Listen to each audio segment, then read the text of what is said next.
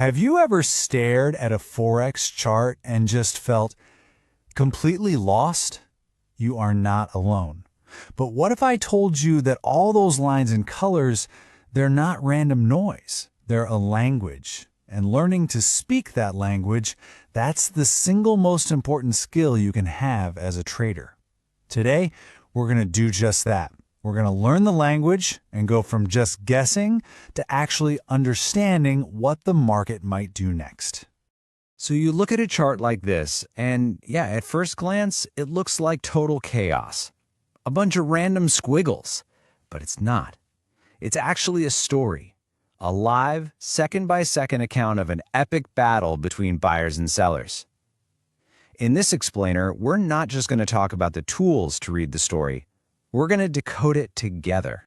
So, where do we even begin? Well, we start with what I like to call the Rosetta Stone of chart analysis. Because, believe it or not, every single chart you will ever see, I don't care if it's a simple line, a bar, or a candlestick, it's all built from just 4 key pieces of information. Let's break them down. These are the 4 building blocks right here: the open, the high, the low, and the close. You'll hear traders call this OHLC data. Seriously, think of this as the alphabet for the market's language.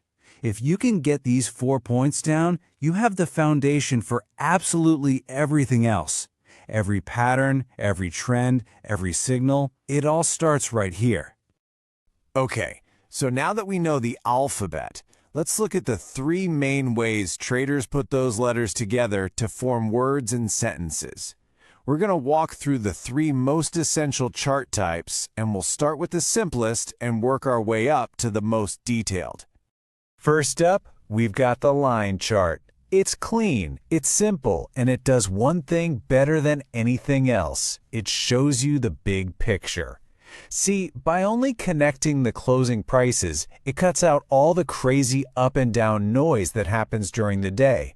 It gives you a super clear, uncluttered view of where the market is generally heading.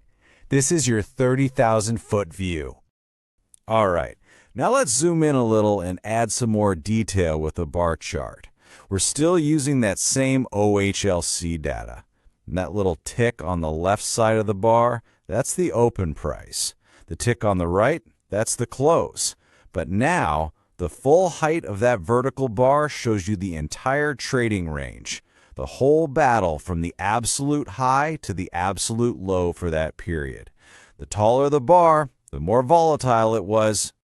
And that brings us to the main event, the trader's absolute favorite, the candlestick chart.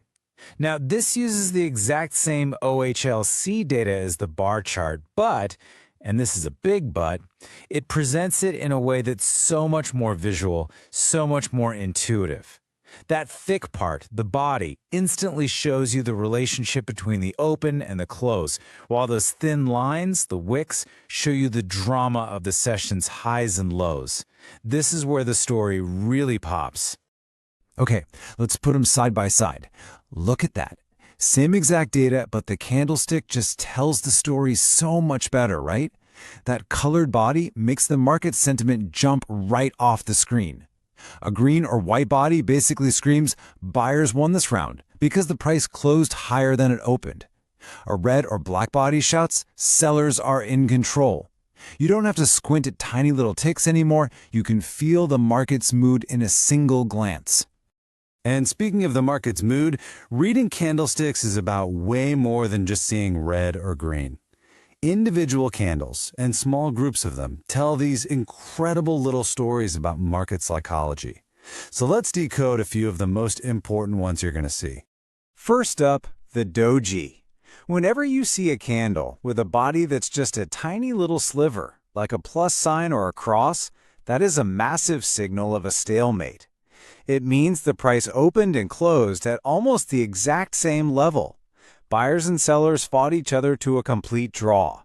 The market is basically holding its breath, and that's a huge warning sign that a trend might be about to turn around. Next, we have the hammer, and the story here is pretty dramatic. You can see sellers tried to push the price way down. That's the long lower wick.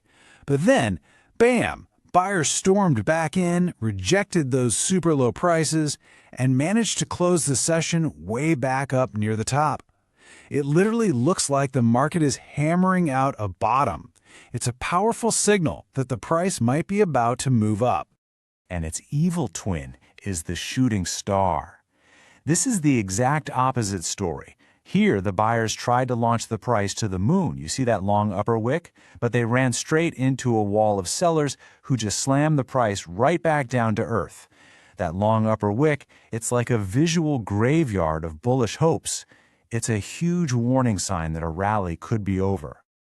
Now, these individual candle patterns are powerful, for sure, but they become like superpowers when they show up at very specific, very critical locations on your chart. You know, finding a hammer candle is interesting, but finding a hammer right at a known price floor, now that is a high probability trading setup. So let's talk about these market floors and ceilings. It really is this simple. Support is a price floor. It's a level where in the past the price has fallen only to be met by a wave of buyers who say, nope, not going any lower, and push it back up. Resistance is a price ceiling. It's an area where buyers seem to run out of gas and sellers consistently step in and take control. Finding these levels on your chart is one of the most important things you can do. So, we've got our chart types, we have our candle patterns, we know how to find our key levels. How do we actually put all of this together into a real plan? This, right here, is what separates the amateurs from the pros. It's not about just using one tool by itself, it's about creating a systematic workflow. And here it is, a simple but incredibly powerful three-step process. Step 1, you zoom way out. Use a weekly line chart just to see the big picture. Is the market generally going up, down, or sideways? You have to know which way the river is flowing. Step 2, you zoom into a daily candlestick chart to mark your key support and resistance levels, those floors and ceilings we just talked about. And finally, step 3, you zoom in even further to maybe a 4-hour chart to look for your entry signal, like a hammer or a shooting star, right at one of those key levels. Trend, levels, and entry. That's the workflow. So really, the whole point comes down to this. It's not about trying to fight the market or predict the future. It's about flowing with the market. By using this kind of multi-timeframe approach, you make sure you're swimming with the current, not trying to swim against it. And just doing that one thing dramatically, and I mean dramatically, tilts the odds in your favor. At the end of the day, reading charts isn't just some technical skill. It's about learning to ask the right questions. You now have the vocabulary to start a real conversation with the market. You can ask, hey, what's the major trend here? Where are the critical battlegrounds? And what story are you telling me right now with these candlesticks? The answers, they're all waiting for you right there on the screen. So the only question left is, what will you ask the market?